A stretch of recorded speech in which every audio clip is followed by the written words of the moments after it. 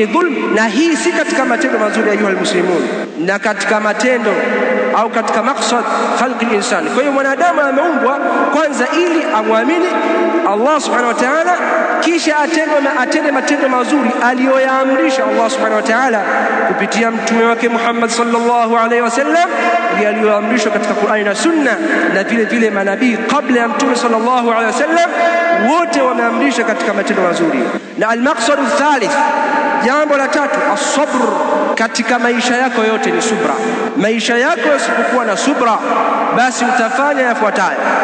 Kwanza kabisa, hutofanya ibada, kwa sababu ibada inahitaji subra, na ndio maana ahlul ilm wakazigawanya subra katika aina tatu. Aina ya kwanza, as-sabru fi ta'ati Allah, ni kufanya subra katika kumtii Allah subhanahu wa ta'ala.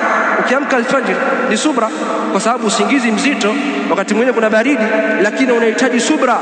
Kwa hiyo kufanya ibada kunahitaji subra, kutoa sadaka, kutoa zaka, kujitolea kwa ajili ya Allah subhanahu wa ta'ala, kutolea maskini, kulisha maskini, kuwanunulia dawa wagonjwa, kusaidia wagonjwa hospitalini, kusaidia mayatima, kunahitaji subra, kwa sababu unatoa nafsi yako, unatoa mali zako. Aina ya pili ya subra, as-sabru an ma'siyati Allah, kufanya subra kwa kuacha maasi. Ukiacha pombe, kwa sababu pombe ni haramu katika Uislamu, unahitaji subra, kwa sababu kuna wengine hawawezi, lakini unahitaji subra. Kuacha zina unahitaji subra. Kuacha wizi, una njaa na mali unaiona mbele yako, hutaikani kuiba, inahitaji subra. Una njaa, unahitaji subra. Kutapeli, kufanya dhulma, kufanya wizi, kunahitaji subra, ndugu zangu. Kwa hiyo maisha ni subra. Na aina ya tatu ya subra, as-sabru ala aqdari Allahi al-mu'lima, kufanya subra katika makadirio anayotukadiria Allah ambayo yanaumiza. Umepata ugonjwa ambao unakusumbua katika maisha yako, lazima ufanye subra.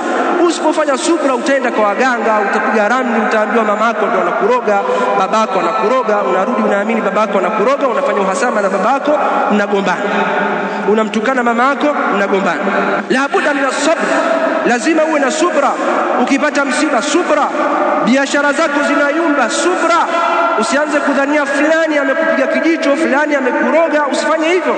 Inahitaji subra, inahitaji sabru ayuha almuslim. Lakini jambo la nne katika maqasid, katika maksad ya kullu mwanadamu, an-nasiha, kunasihi. Na nasaha za kwanza uzifanye kwa familia yako, mkeo, watoto wako, wanasihi. Na nasaha hapa maana ni kuamrisha mema na kukataza maovu. Ukiona mkeo anafanya jambo baya, mkataze na muamrishe jema. Watoto wako wanafanya maovu, wakataze, waamrishe mema. Huku ndiko kujenga jamii ambayo itatutolea watu ambao watakuwa na dhamana nzuri. Itatutolea viongozi wazuri, itatutolea wanasiasa wazuri, itatutolea wanadiplomasia wazuri, itatutolea wanajeshi wazuri, itatutolea polisi wazuri, itatutolea jamii ambayo inaheshimiana, jamii ambayo itakuwa haina wizi, jamii ambayo haina utapeli, jamii ambayo haina kutukanana na kushambuliana maneno ya batili na maneno ya uongo, jamii ambayo inajilinda yenyewe, haihitaji ilindwe. Namuomba Allah subhanahu wa ta'ala atuongoze katika njia iliyonyoka, na tunamuomba Allah subhanahu wa ta'ala awafikishe viongozi wetu katika khairi na taa, awafikishe viongozi wetu katika yale ambayo yanamridhisha Allah subhanahu